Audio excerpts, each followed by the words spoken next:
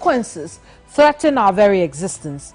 As is expected, each political party is positioning itself as having the panacea for these woes. The Convention People's Party is no exception. But what could a party that struggles to put its house in order and lives in the past glory of Dr. Kwame Nkrumah do for a Fourth Republic Ghana? We'll find out on this edition of Hot Issues.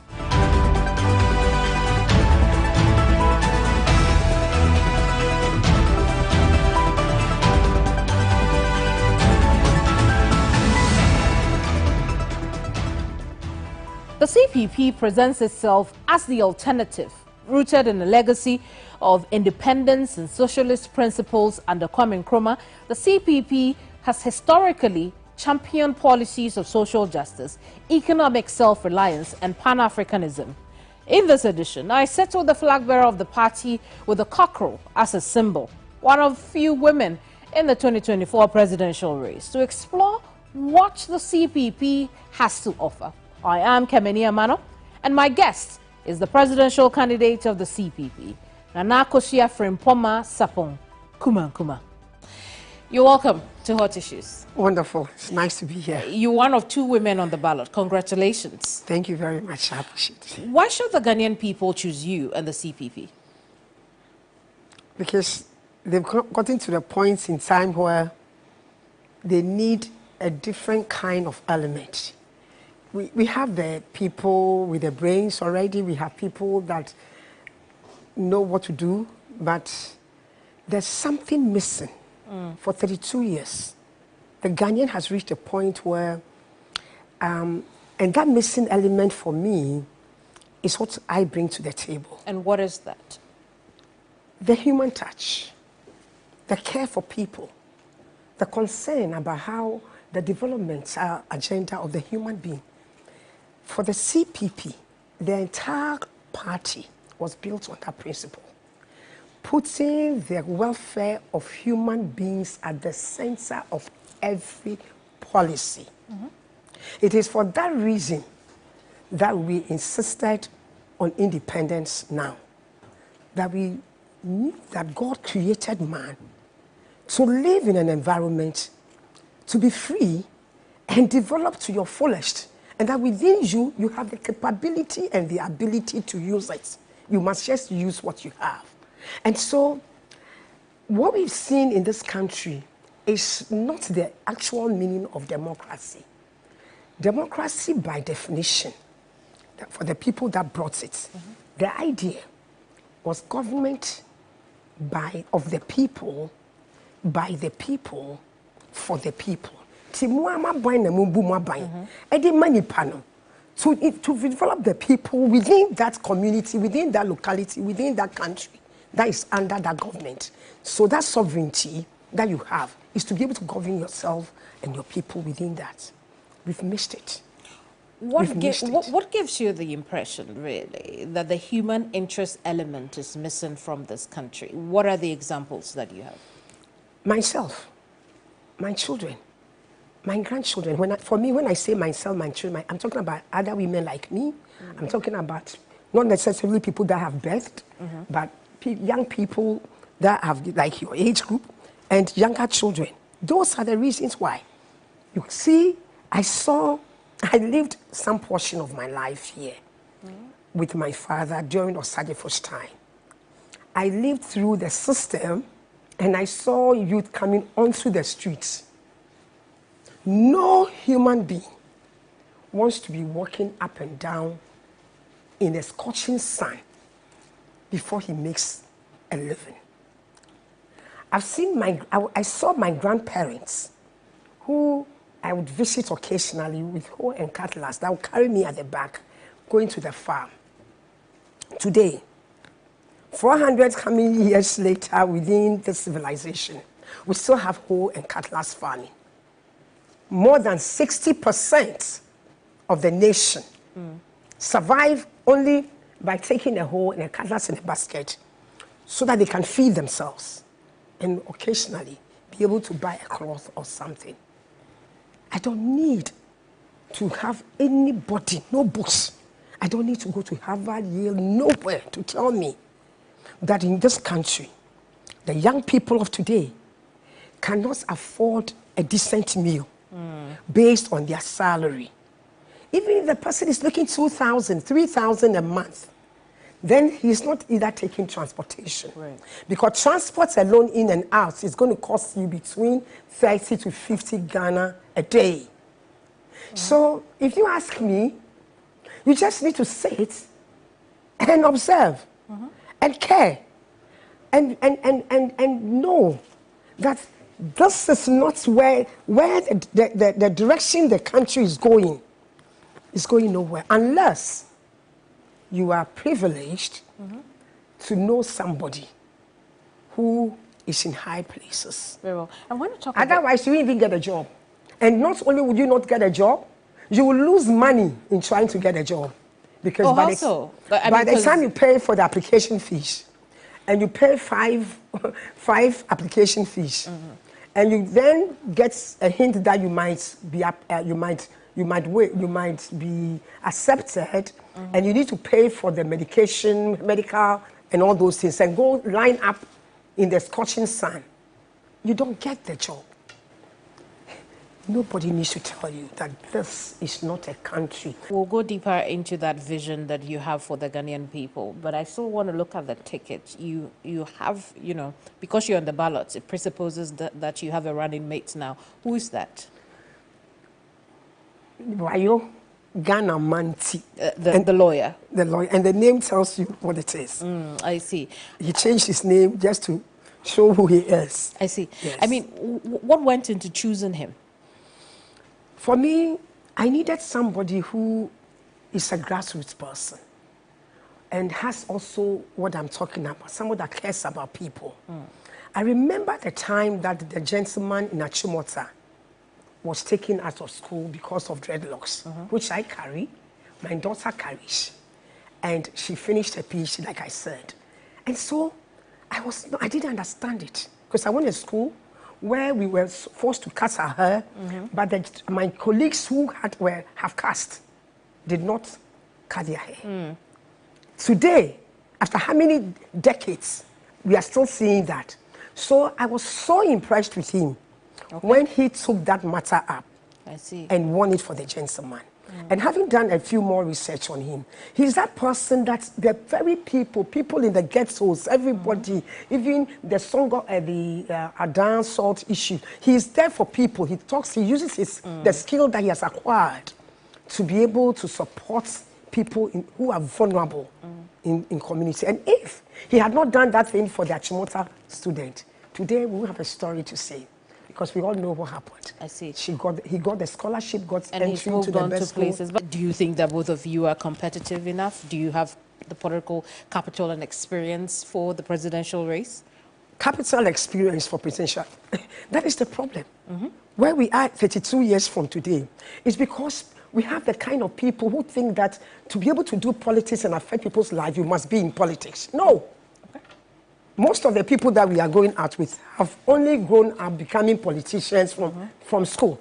They don't have no life experience. Me, I have gone through life experience. I have done NGOs and programs. I have dedicated my life. It's me that have made a decision that I'm going to contribute the rest of my life to support people. I've been a queen mother for 25 years. I have done business from day one. My mother, business to my aunties, my cousins. So I know that what the economic order we have today can never and will not change Ghana nor Africa. At where I am today, I know the dreams. People know me as somebody that wakes up with vision and dream every morning. However, if there are no systems put in place, and you don't have, like the American will say, you have to buckle your shoe, and if you don't have boots to pull yourself up, say pull yourself by your bootstraps, you must have a boot on. We don't have the system, nothing in place. So no. We are poised and ready, more than ready for the Ghanaian. The Ghanaian today knows, especially the youth, is aware clearly of that 8 years, another 8 years, 16 years of complete, I won't say waste of our time. but a direction that is not taking us anywhere. That is not the Ghana that you want. You know and I know. In fact, my friends who are into deep politics today, they know that to become a parliamentarian, what you have to go through to even get elected by the delegates through your primaries can never and will never make you be able to do that much for your country. So if you ask me, the preparation to govern this country, myself and that young gentleman who is ready to put service at the center of everything. And for me as a mother, as a woman who respects people, I know we have good men. Mahama, for me, is an ideal person. He's somebody I really like. My own father, Nana Akufo-Addo, clearly has a good heart. But the truth is that the structure, the systems, and the policies that they've implemented has failed. Not only them. I see. The So for you, it's system over the individual, because it's the individual who must lead to change a system, no matter how good a person you are. Okay. If that system does not change, you would end up with the swimming pool and whatever we have for the National Cathedral. Thank you. Good intention. You went to your room and you pray to your God. Me, I don't challenge people on their face, because that thing that we do is the wrong thing. We can't, because life, we are not just the material things that we see, the physical things that we see ourselves. We are spiritual beings. So when somebody tells us I'm going to do A, B, C, D, I don't challenge the person. Right. But with all that, and putting in place people that he believes that the people would have something to do and offer, it didn't end up well.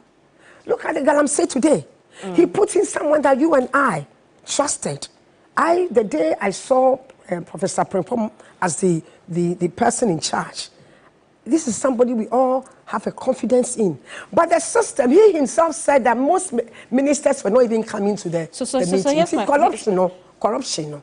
When you have deep corruption and the entire system is consumed with that, individuals must push, and they must push to a certain level that they might be called names, but they must push for that, and the system must change. And that is the new order that we are coming up with. Indeed. So then here's where, I come back onto the system, the issue of the system, right? You are coming to meet the same system. Yeah. I mean, so if they were good people corrupted by the system, why shouldn't the Ghanaian people think that same will happen to you? Okay. So we have a similar story in the Bible where Christ went to a church. The church was not a bad place. It's a place for people to worship and connect to their God. But that was the same church that people were selling there. And then one day he got there and he said, no. He sent the people away. There must be a time that you break something that you know is not getting you to where you want to get to. Not because people are bad, that's what I'm trying to say, but because people are used to doing a particular way. And you must find a way of truncating that, breaking, so that they can redirect the energy and the focus to where it's productive. So we would have, you see, by the nature of where we are placed today as CPP, because we are going to really make a move, make an impact. Either we win or nobody wins and we share government. And let me tell you why. So at the end of the day, we'll be in power. The parliamentary will not be for us. So now... Oh, you don't think that you're going to win the parliamentary majority? No. Okay. We haven't put in that much. We had issues of numbers. Okay. We had issues of structure. So how many are you fielding for the 2024? We didn't do much. Okay. All right. But we will make the impact. So you're strategizing based on the fact that you would not have a majority in parliament. Oh, absolutely. So let's listen to the strategy. So with that system, the parliamentarian now is going to be forced to do why he has come to parliament, to ensure that policies or things that come out are properly looked at in the interest of their constituents, not necessarily in the interest of themselves. Because If the president comes up with anything today, let's say Bawumia comes here, he's the president tomorrow, and then he comes up with a policy, and that thing he wants to do anti the levy. What's the name of that levy? E-levy. He says, let me scrap it off. If any member of his group thinks that it's not the best, that they shouldn't scrap it off, he can't say it. I mean, so you think the parliament today is just a rubber stamp of the executive? Absolutely. And that is one of the things I mean by a structure.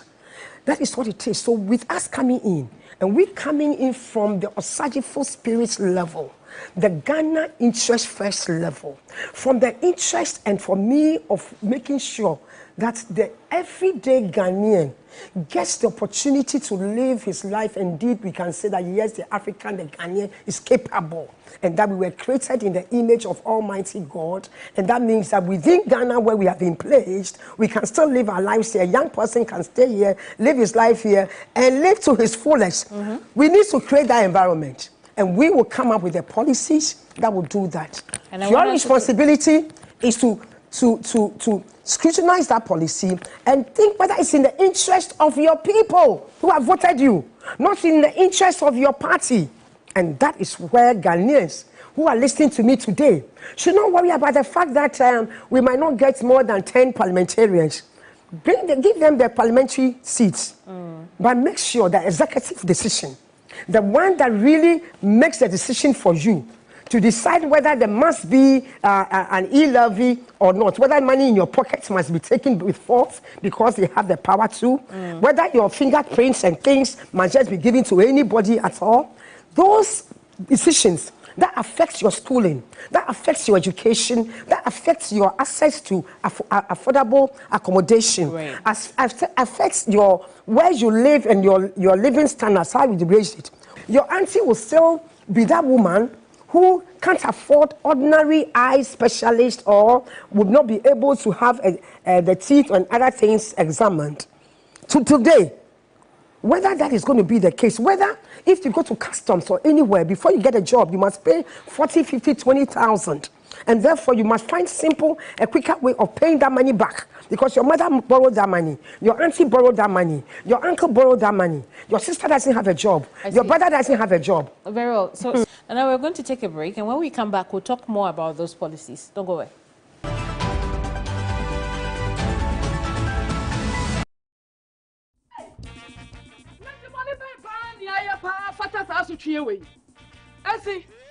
Monsieur, let me the 200 Ghana could also sister. Buy you in 5 cities and then 40 Ghana. Hey, take one container your 40 to 50 pesos and not 20 Ghana. And then a dancing or long can do 30 Ghana. Aday, on my bay money away. What was our casa? Before we ding. Sha, Doctor me the 20 Ghana. Ah, me pay for me 15 Ghana cedi a day. Oma be na ewomi ya koya na ate yesan bai hwe enye duane bo nko an ekosoro John Dramani Mahama time Smith 1 bag ne ye 24 Ghana cedis me nko to Smith 1 bag a yesi eye 108 cedis ayon ross ye beton ne sen it is say wo si dan a sen e na wo be say John Dramani Mahama ba ma giye a ye be wo ya nya bibia fa ho akom be kuyen yo akom ne de enkuyen ye be fa ye ho adwen pa na MPP aban wadi ehwamo ankasa medie menim wo haw na medie mehwe masetirem na mato ababa ene sa na tie de a eye akufu ado ne nipa wo mi a nyame ya dom ne se December 7 dura ye be tuo masese de YouTube ye be tu ankasa hwe wasetna moto abapa e de sakra ya papa beba wa brabo mu to abama John Mahama ne NDC.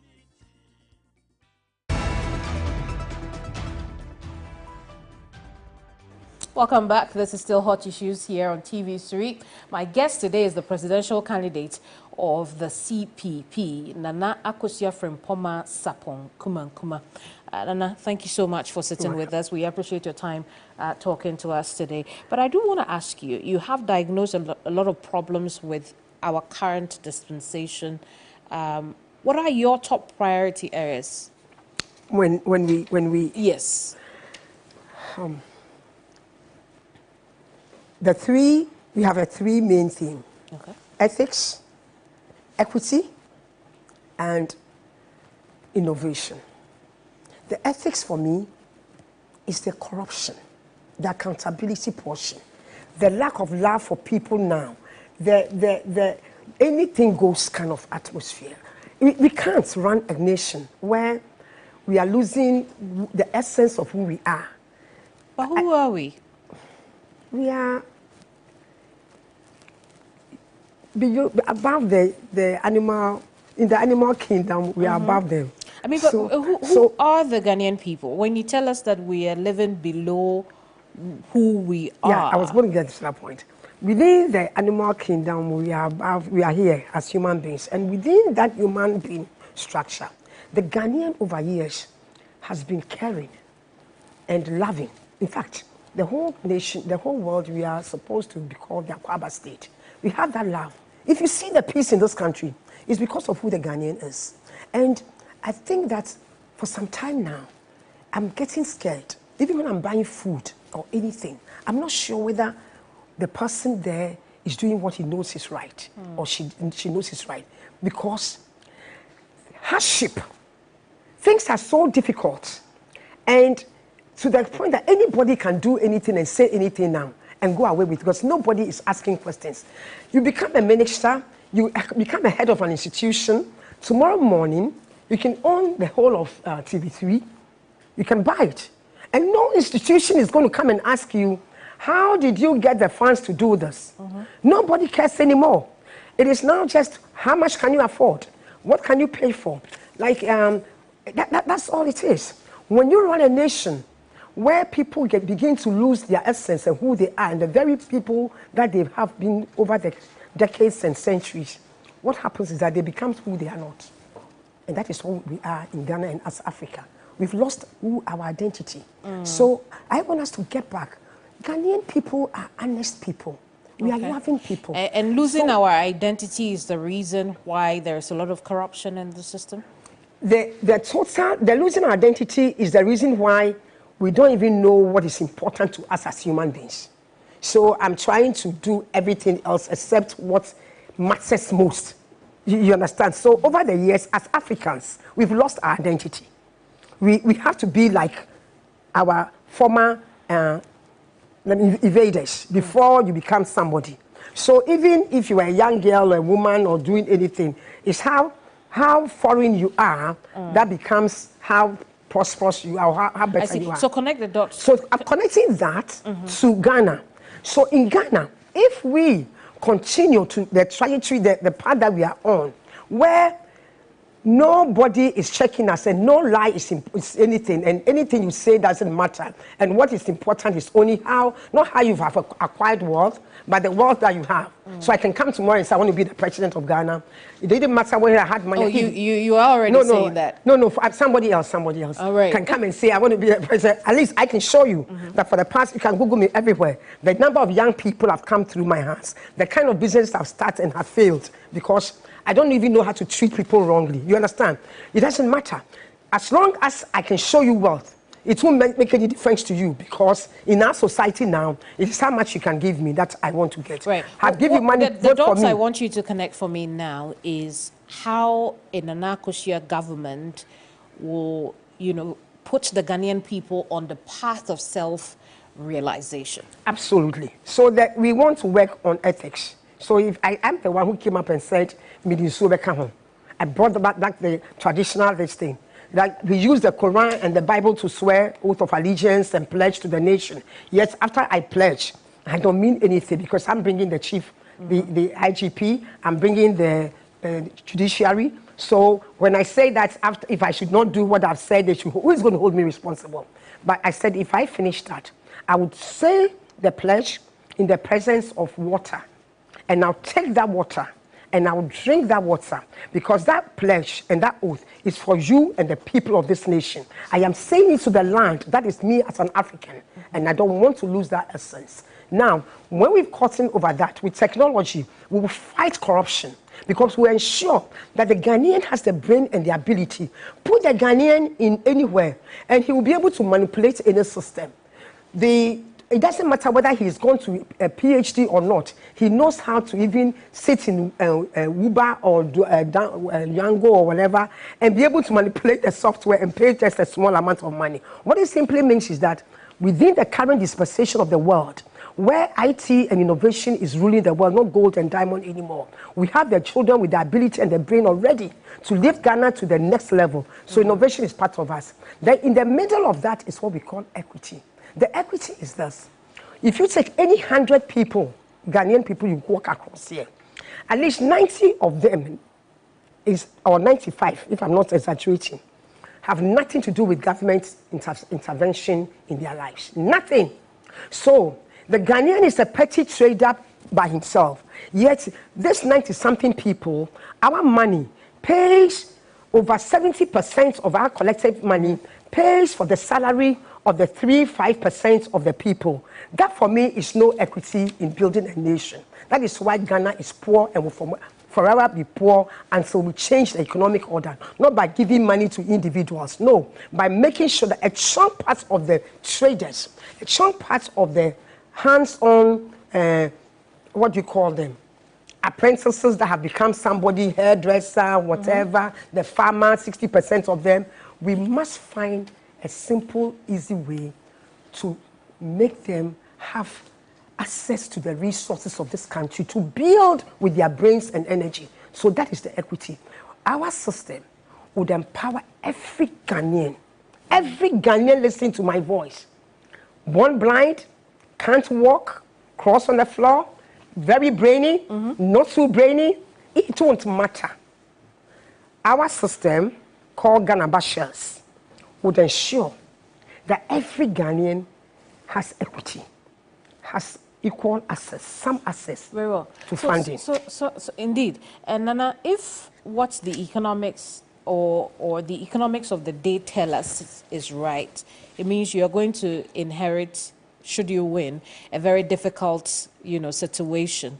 How do you plan to raise funds for your government? Wonderful. It's like saying that you have a property in Laboni.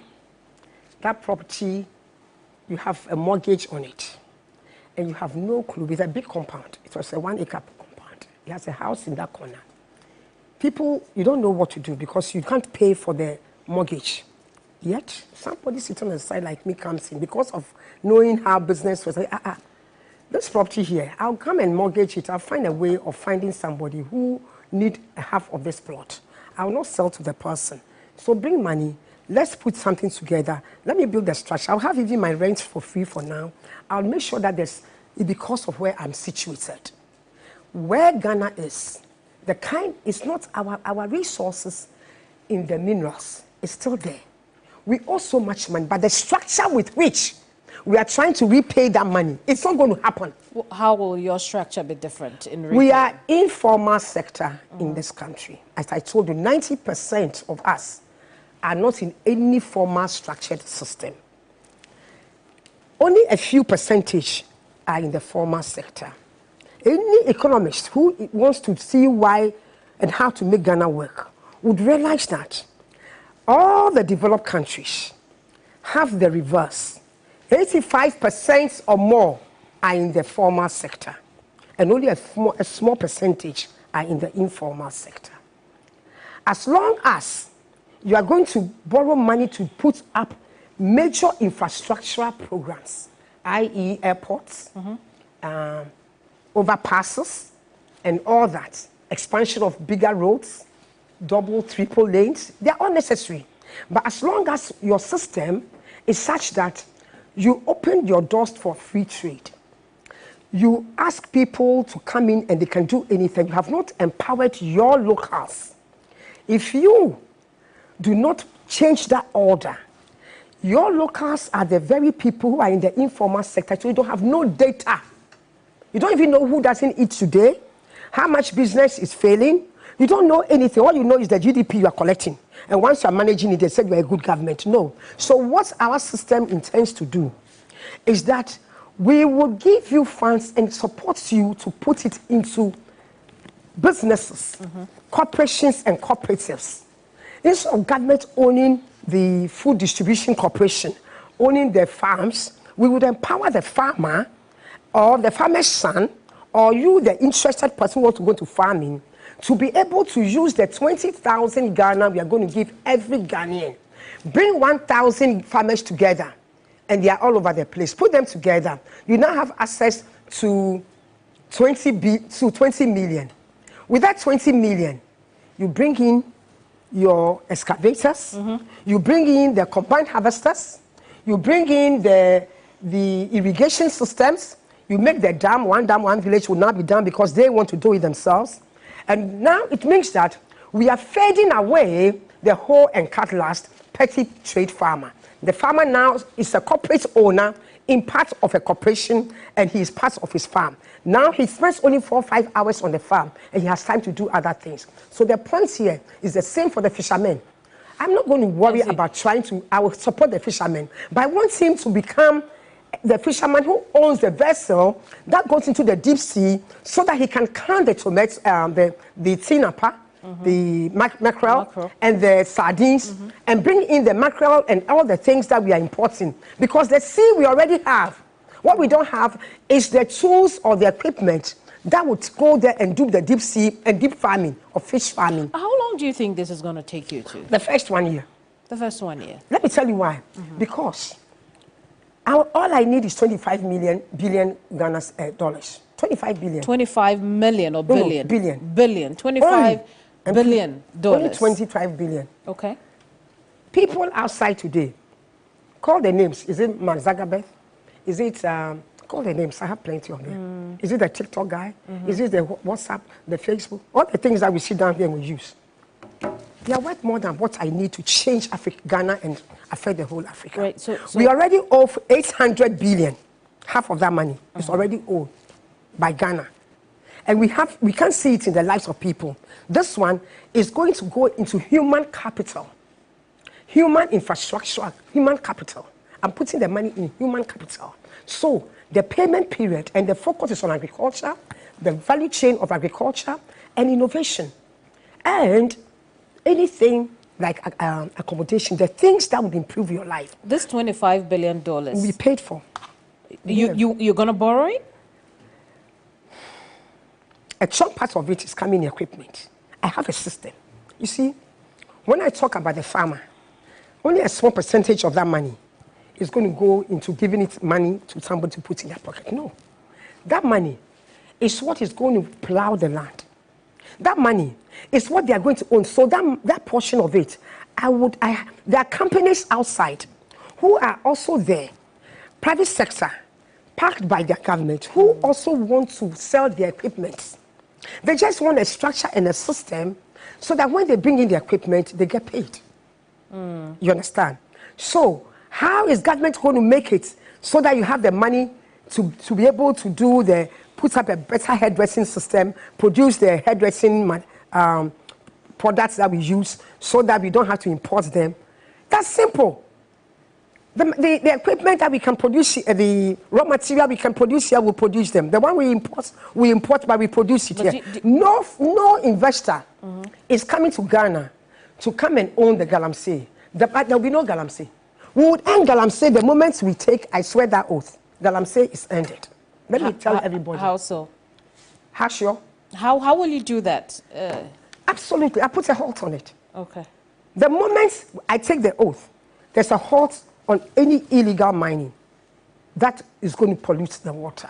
However, I'll tell the young person, celebrate and go buy a chicken, because once I'm there, you would own the farm, the mines. Our system, the Ghana shares, which is going to be at your doors, governance at your doorsteps. You don't need to walk anywhere. There will be government at your doorsteps. Wherever you walk to go and vote will now become your government center. Baby, also over Nancy Wabano. Mommy, Papa, Onyaba, that would be. I see. So you plan to do some decentralization also? To the polling station level.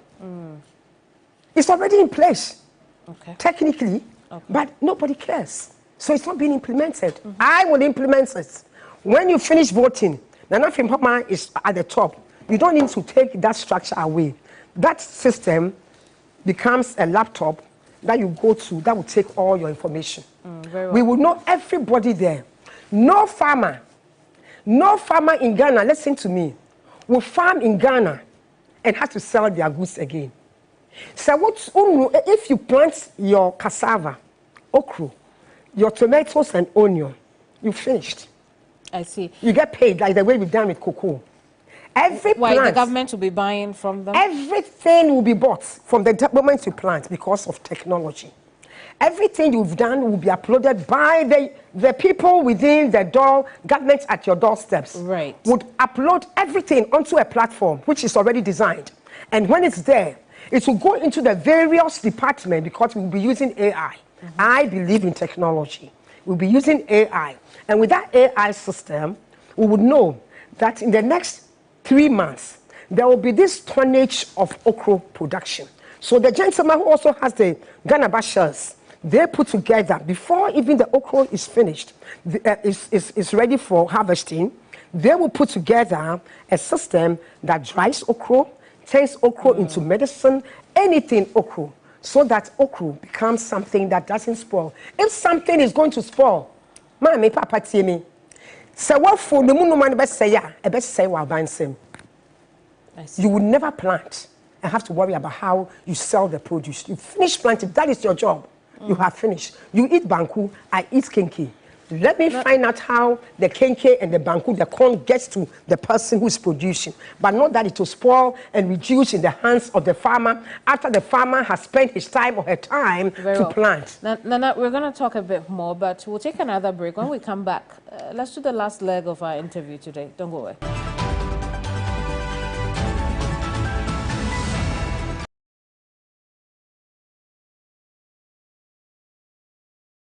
Phoenix Club, uplifting women. Phoenix Club, uplifting women. Phoenix Club, uplifting women. Thank you very much for having me here today. The nation builder John Mahama and Professor Nana Jane are bringing you the Women's Development Bank. It is a very special bank run by only women, to serve only women. The aim is to empower millions of women across the country. The bank will have branches all over the nation to provide you with loans with very low interest and on very flexible terms. Madam, I run a small makeup and nail bar. Do I qualify for a loan? No need to bother, my sister. I mean hairdressers, market women, women-owned online businesses, female graduates, women in the corporate world, traders, agri, women in all fields qualify for loans. With John Mahama and Professor Nana Jane at the helm, the Ghanaian woman will surely rise. Vote for change. Vote for John Mahama and the NDC. In a world where every moment counts, one team stands ready to deliver the news that shapes our lives. A team driven by truth, integrity, and unwavering dedication. They travel to the front lines in the tireless pursuit of truth to bring you the world stories like never before. Get ready to witness the stories that matter. We have the most trusted voices in journalism who are committed to delivering accurate, balanced, and thought-provoking news. TV3, first in news.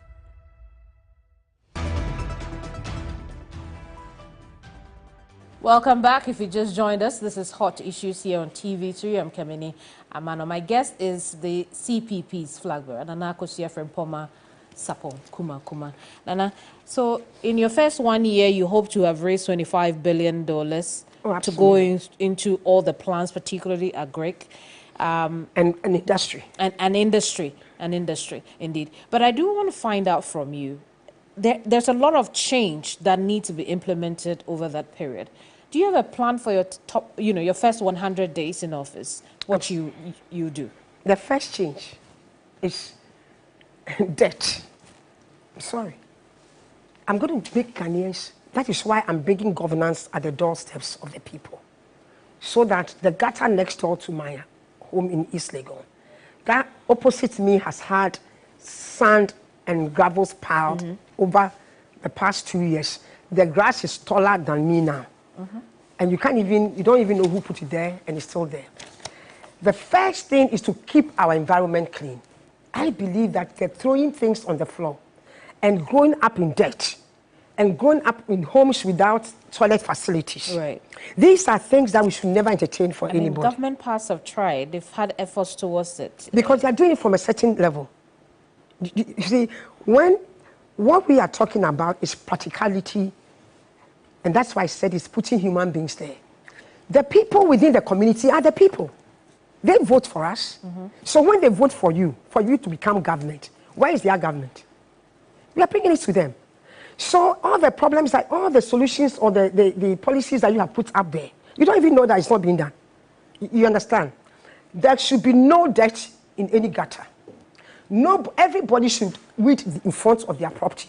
It shouldn't be something you do it once in a month, in a while. If you don't do it, somebody is going to do it and fine you.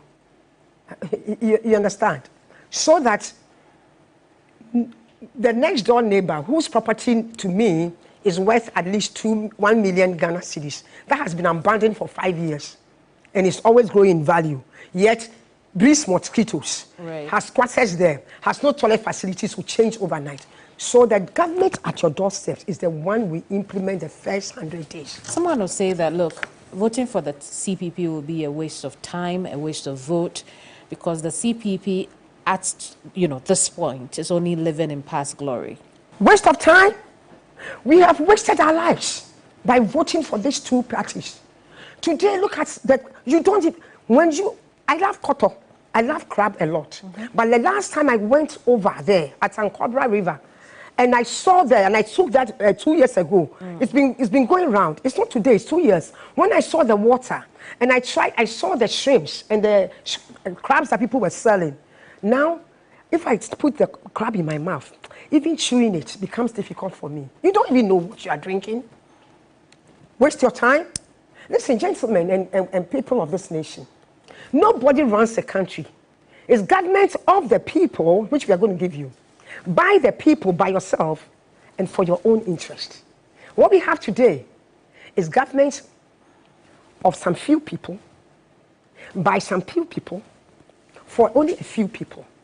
And the majority of us are not considered. I see. Vote for CPP will be a vote for yourself, for your future. I see. And perhaps it is also it's symptomatic of the fact that the CPP itself cannot get its house in order. And that's why you can't win elections. No. Let me tell you why. If anybody wants to know the history, the CPP, in this Fourth Republic, the party called the NDC had no base. They partnered with the Convention People's Party, who at that time, they had that name because CPP, based on the fact that it was the most structured with the best plan, a 7-year plan that only 3 years was executed. And within that 3 years, everything you see today, from Akosombo Dam to the motorway, to all the factories that we keep mentioning, because they are our essence, everything was done in 3 years. Not in how many years. So therefore, the last 4 years... But that's the past glory I'm talking about. No, I'm making a point though. So that 4 years, it's a plan.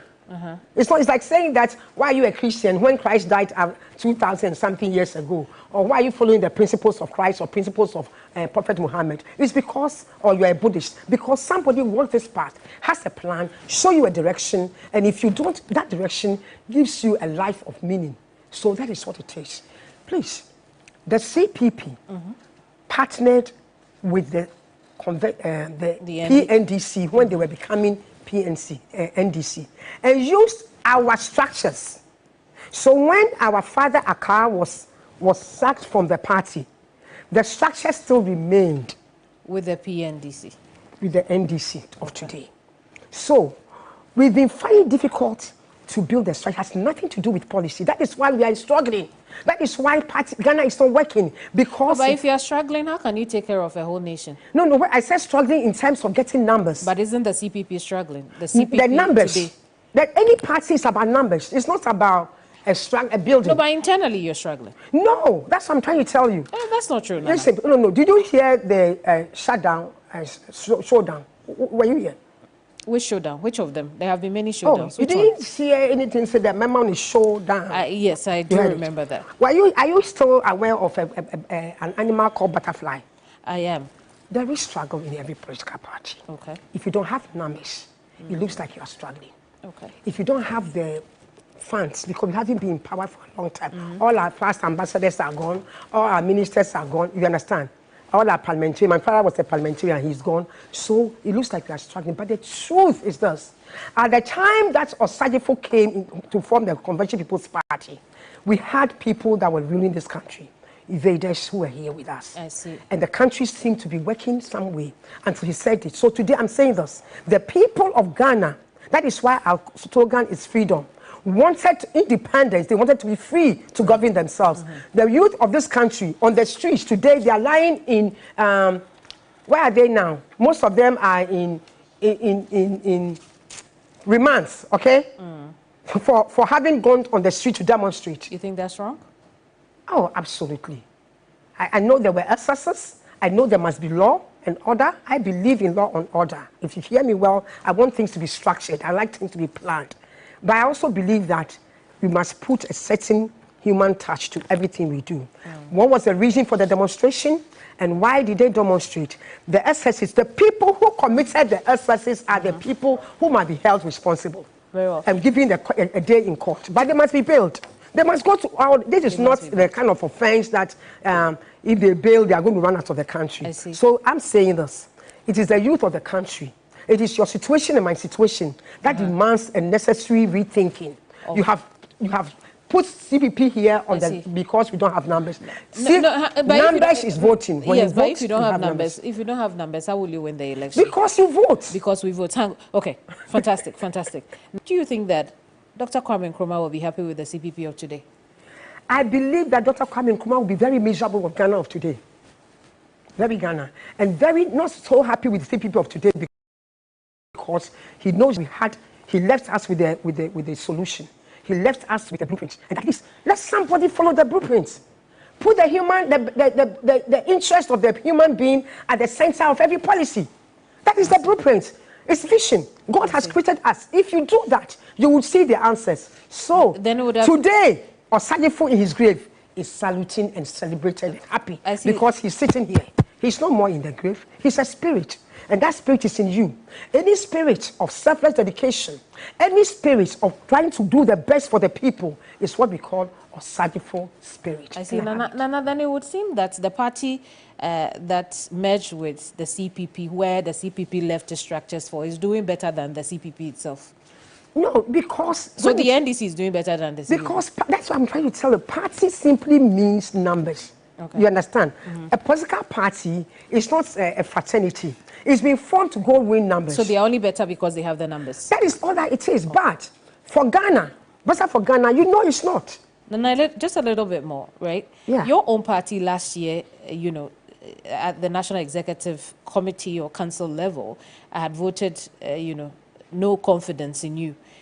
But here you are today as a flag bearer of the party. Now, I'm not going to ask you what the Ghanaian people will think about that. That's not where I'm going with that. But I want to find out from you whether you think you enjoy the wide support of your party, your own party. Absolutely. They did not vote no confidence in me. That's what happened. If they did, I wouldn't be here. Oh, didn't they? No. In all the executives at the time, some resigned. You chose not to go. Yes. So that means that they did not. So you know, it's politics, and you know, in politics there's something called propaganda. And sometimes, if you don't know, you might think that what you have heard on TV or see is what it is, but it's not necessarily on the ground. People voted for me. Do you think the internal wranglings could affect your campaign? Oh no, because my campaign already, CPP. We don't have a large base, and so that is what we're trying to organize. It is the Ghanaian, listen to me today, who is going to give CPP the victory. It is the person who is sitting there who wants an alternative who is going to give CPP the victory, not my members alone. Our members are not plenty. No party's members will give them victory. It is the people, the Ghanaian people, who want an alternative. Because, let me tell you what, CPP is the best party for you to join. No, but how will you navigate that without the support of your party? I am the chair, I'm the flag bearer. You are. It simply means that I have the support of the party. No, wow. I mean, based on the internal wranglings that have happened in the past, do you think that you have the rank and file? The rank and file are the people who voted. That's what this voting that I'm sitting here has nothing to do with the Ghanaian populace. It has to do with the rank and file of the party. You get my point? Very well. So everything, that's why I said what you saw there was propaganda and just... It was just propaganda. Oh, yes. You were very unhappy at the Electoral Commission during the ballot order with the behavior of particularly the male-dominated atmosphere. Talk to me about how you felt, really. Oh, I wouldn't say not too happy. I thought I was amused, let me put it that way, because it showed that the system we have in Ghana and the fact that sometimes, I wouldn't say all men, I'll say some macho things. People like to show their strength and can sometimes go overboard. Do you trust the Electoral Commission? Oh, as for there is a system in place.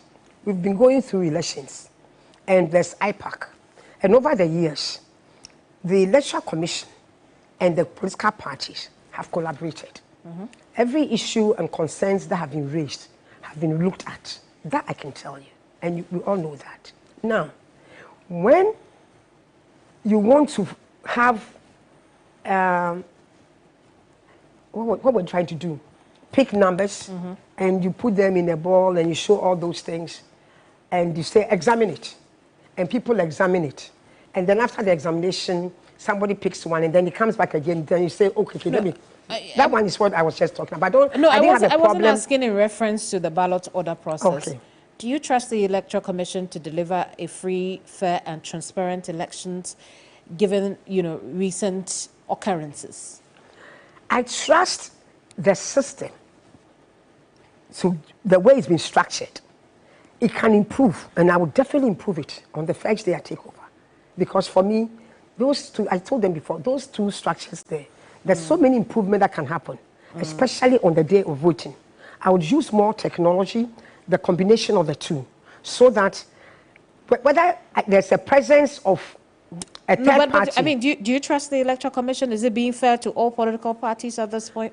Oh, I don't. If you ask me, for CPP, we don't see anything that the Electoral Commission has done except the structure itself. That's what I'm telling you. Okay. Asking that for every polling station, your agent must be there to ensure that fairness is in place. There must be technology. There must be a structure, whether my agent is there or not. Right. Once you are being paid, it should be free and fair. Okay, thanks so for yes, clarifying I trust the Electoral Commission to be able to deliver. But all of us should open our eyes and use technology. Elections are won at polling stations, not at collection centers. And that we must remember. When it is done, make sure we paste the number there. Make sure that the numbers that are counted, you have it in place. I see. Just one last one before we go. Is there justification for an audit of the voter register as far as you are concerned as a presidential candidate? If you ask me, there is a process by which you can audit the system. Right now, we all have access to the data. Mm-hmm. So if you have a problem, you go through the process. To ask an external person at this critical moment and this time to come and audit, I don't see the reason why, because I have not. There might be, that's what I told another interviewer. No member of our party or somebody close to me has come to tell me that my name has been wrongfully taken from the registry and put here. So we should make it easy for people to go and check and find out. But as far as you're concerned, you haven't seen any anomalies with the provisional voter register? Not that I'm concerned. Not one that is illegal. If it's illegal, it should be reported. Because if my name has been wrongly taken and placed somewhere else, that is against my will. But if I convince somebody to come and votes in my area, that is a different matter. That is not the one that I want to talk about, because I don't have the opportunity to say that. But to say that people have been wrongfully transferred and they are not aware, it's a criminal matter. Which happened, you know that. That's the situation in Pusiga. The people were not aware that they were being transferred, you know that. Yes, that's what I'm saying. So that one, it must be resolved. Do you get my point? It must be resolved. It's not indeed. So what I'm saying is that if your people have gone through the PVR and still didn't find any problem in it, I wonder what due diligence you did, because then you should have identified the Pusiga issue. How could we have identified the postcard issue? Well, some people did. Precisely. That's exactly the point I'm telling you, that today, as CPP, we are concerned right now as to our grassroots, how we get people to get the message and to vote for us. Now, when it comes to auditing the register, it goes beyond just a political party. We've paid people to do that. I see. And they have given you the... That's why I believe in technology. They said if you want to find out where you are, go check where you are. So that's all I can say. Nana, thank you for coming. We don't want to just be populist, make statements because somebody has made it. No, we don't have the facts. We don't see anything. I see. Thank you for coming. You're welcome. Nana Koshia Frimpoma Sapon Kuma is the presidential candidate of the CPP. She says that we do not follow the crowd unless we have the information. We won't be populist and say what someone else has said. We'll be back with another episode next week. I'm Kemeni Amano, and this is Hot Tissues.